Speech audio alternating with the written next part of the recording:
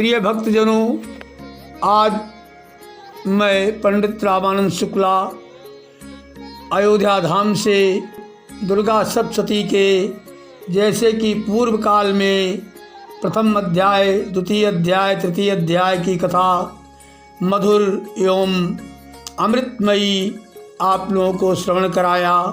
आज मैं चौथा अध्याय आप सब लोगों के बीच में सुनाने जा रहा हूँ, जो कि इंद्रादि देवता ने की समस्त देवताओं ने देवी की स्तुति किया है। चौथे अध्याय में उस अध्याय को आप सभी लोगों तक पहुँचाने जा रहा हूँ, जिसको श्रवण मात्र से, सुनने मात्र से जन्म जन्मांतरों के पाप नष्ट हो जाते हैं और अंत में आदि शक्ति दुर्गा भगवती के शरण को प्राप्त होता है।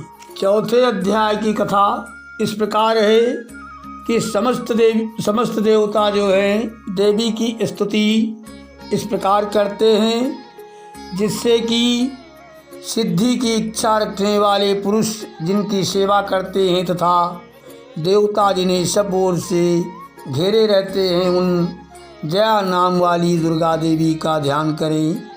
उन्हें श्री अंगों की आभा काले मेघ के समान श्याम है। वह अपने कटाक्षों से शत्रु समूह को भय प्रदान करती हैं। उनके मस्तक पर आबद्ध चंद्रमा की रेखा शोभा पा रही है। वह अपने हाथों में शंख, चक्र, कृपाण और त्रिशूल धारण करती हैं। उनके 3 नेत्र हैं। वह सिंह के कंधे पर चढ़ी हुई है और अपने तेज से तीनों लोकों को परिपूर्ण कर रही हैं।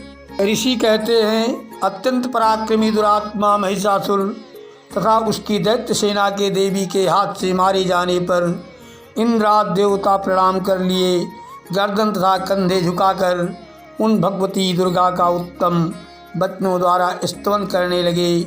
उस समय उनके सुंदर अंगों में अत्यंत हर्ष के कारण रोमांच हो आया था। देवता बोले, संपूर्ण देवताओं की शक्ति का समुदाय ही जिनका स्वरूप है तथा जिन देवी ने अपनी शक्ति से संपूर्ण जगत को व्याप्त कर रखा है, समस्त देवताओं और महर्षियों की पूजनीया उन जगदम्बा को हम भक्ति पूर्वक नमस्कार करते हैं, नमस्कार करते हैं, नमस्कार करते हैं। वह हम लोगों का कल्याण करें, जिनके अनुपम प्रभाव और बल का वर्णन करने में भगवान शेषनाग, ब्रह्मा जी तथा महादेव जी भी समर्थ नहीं हैं।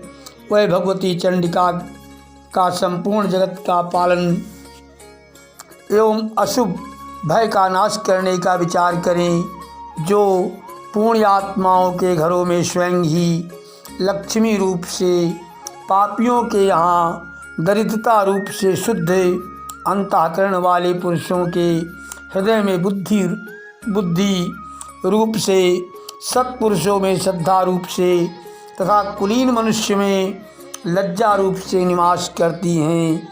उन आप भगवती दुर्गा को हम नमस्कार करते हैं, नमस्कार करते हैं, नमस्कार करते हैं। देवी, आप संपूर्ण विश्व का पालन कीजिए। देवी, आपके इस अचिंत्य रूप का, असुरों का नाश करने वाली भारी पराक्रम का तथा समस्त देवताओं और दैत्यों के समक्ष युद्ध में प्रकट किए हुए आपके अद्भुत चरित्रों का हम किस प्रकार वर्णन करें। आप संपूर्ण जगत की उत्पत्ति में कारण हैं। आप में सत्गुण, रजोगुण और तमोगुण, ये तीनों गुण मौजूद हैं, तो भी दोषों के साथ आपका संसर्ग नहीं जान पड़ता।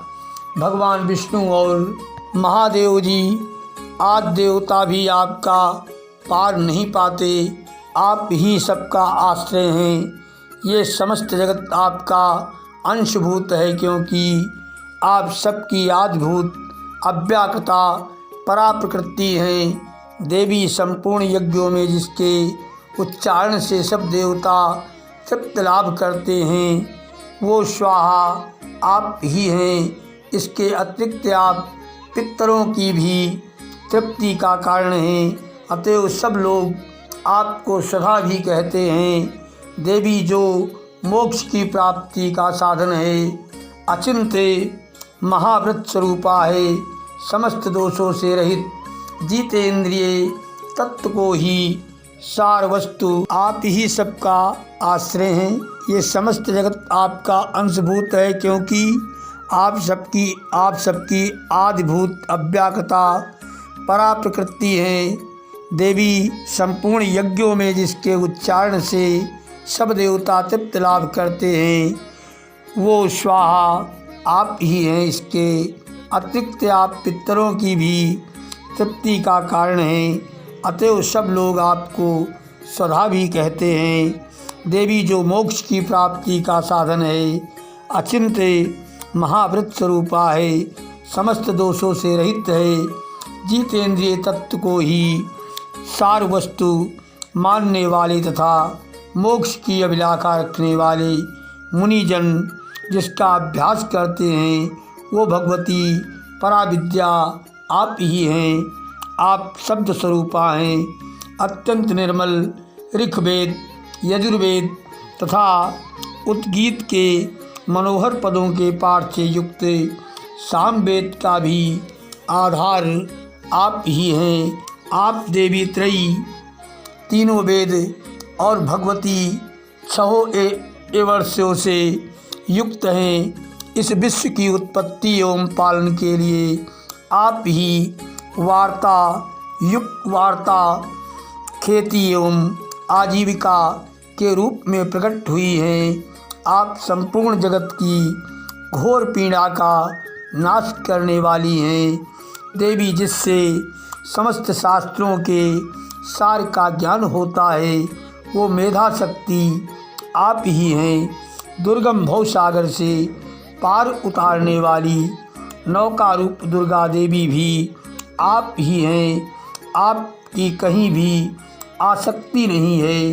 कैटभ के शत्रु भगवान विष्णु के वक्षस्थल में एकमात्र निवास करने वाली भगवती लक्ष्मी तथा भगवान चंद्रशेखर द्वारा सम्मानित गौरी देवी भी आप ही हैं।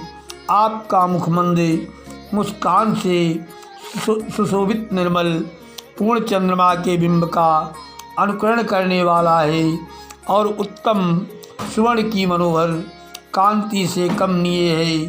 तो भी उसे देखकर महिषासुर को क्रोध हुआ और सहसा उसने उन पर प्रहार कर दिया। ये बड़े आश्चर्य की बात है देवी।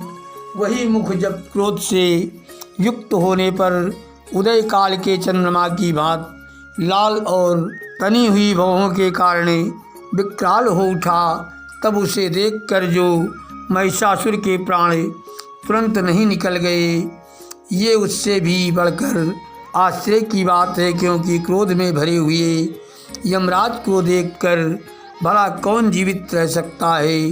देवी आप प्रसन्न हो, परमात्मा स्वरूपा। आपके प्रसन्न होने पर जगत का अभ्युदय होता है और क्रोध में भर जाने पर आप तत्काल ही कितने कुलों का सर्वनाश कर डालती हैं। ये बात अभी अनुभव में आई है, क्योंकि महिषासुर की ये विशाल सेना क्षण भर में आपके कोप से नष्ट हो गई है।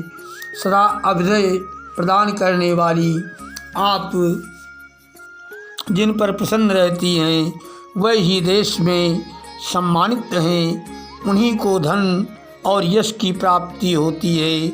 उन्हीं का धर्म कभी शिथिल नहीं होता तथा वही ही अपने हष्टपुष्ट स्त्री पुत्र और भृत्यों की भाइयों के साथ धन्य माने जाते हैं। देवी आपकी ही कृपा से पुण्यात्मा पुरुष प्रतिदिन अत्यंत श्रद्धापूर्वक सदा सब प्रकार के धर्मानुकूल कर्म करता है और उसके प्रभाव से स्वर्गलोक में जाता है। इसलिए आप तीनों लोकों में निश्चय ही मनोवांछित फल देने वाली हैं। माँ दुर्गे आप स्मरण करने पर सब प्राणियों का भय हर लेती हैं और स्वस्थ पुरुषों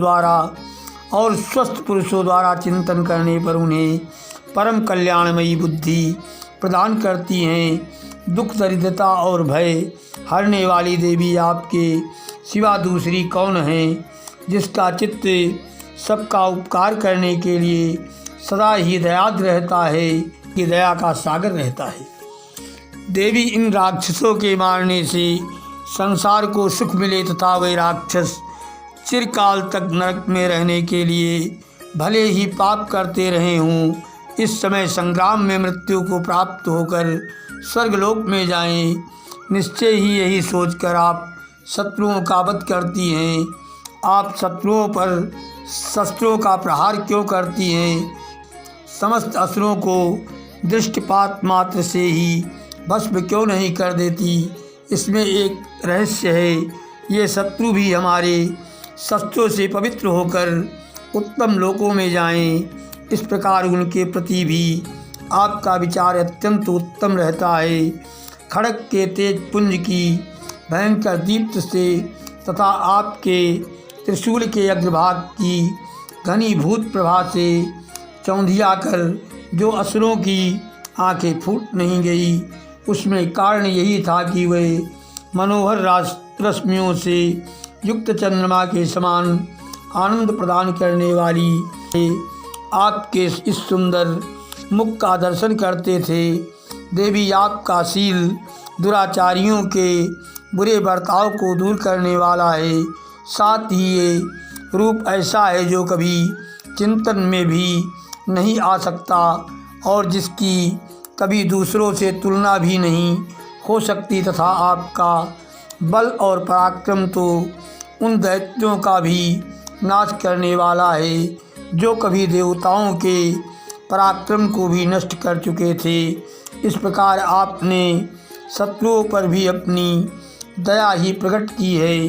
वरदायिनी देवी, आपके इस पराक्रम की किसके साथ तुलना हो सकती है तथा शत्रुओं को भय देने वाला एवं अत्यंत मनोहर ऐसा रूप भी आपके सिवा और कहाँ है। हृदय में कृपा और युद्ध में निष्ठुरता, ये दोनों बातें तीनों लोकों के भीतर केवल आप में ही देखी गई हैं। माता, आपने शत्रुओं का नाश करके इस समस्त त्रिलोकी की रक्षा की है। उन शत्रुओं को भी युद्ध भूमि में मारकर स्वर्गलोक में पहुंचाया है तथा उन्मत्त दैत्यों से प्राप्त होने वाले हम लोगों के भय को भी दूर कर दिया है। आपको हमारा नमस्कार है, नमस्कार है, नमस्कार है। देवी, आप शूल से हमारी रक्षा करें। अंबिके, आप खड़ग से भी हमारी रक्षा करें तथा घंटा की ध्वनि और धनुष की टंकार से भी हम लोगों की रक्षा करें। हमारे भक्तजनों की रक्षा करें। चंड के पूर्व, पश्चिम और दक्षिण दिशा में आप हमारी रक्षा करें तथा ईश्वरी अपने त्रिशूल को घुमाकर आप उत्तर दिशा में भी हमारी तथा हमारे भक्तों की रक्षा करें। तीनों लोकों में आपके जो परम सुंदर एवं अत्यंत भयंकर रूप विचरते रहते हैं, उनके द्वारा भी आप हमारी तथा इस भूलोक की, पृथ्वीलोक की और हमारे भक्तों की रक्षा करें। अंबिके, आपके कर पल्लवों में शोभा पाने वाले खड़ग, शूल और गदा आज जो शस्त्र हों, उन सब के द्वारा आप सब ओर से हम लोगों की, हमारे भक्तजनों की रक्षा करें। ऋषि कहते हैं इस प्रकार, जब देवताओं ने जगन माता दुर्गा की स्तुति की और नंद नवन के दिव्य पुष्पों एवं गंध चंदन आदि के द्वारा उनका पूजन किया, फिर सबने मिलकर जब भक्तिपूर्वक दिव्य धूपों की सुगंध निवेदन की, तब देवी ने प्रसन्न बदन होकर प्रणाम करते हुए सब देवताओं से कहा। देवी बोली, देवताओं, तुम सब लोग मुझसे जिस वस्तु की अभिलाषा रखते हो उसे मांगो। देवता बोले, भगवती ने हमारी सब इच्छा पूर्ण कर दी, अब कुछ भी बाकी नहीं है, क्योंकि हमारा ये शत्रु महिषासुर मारा गया।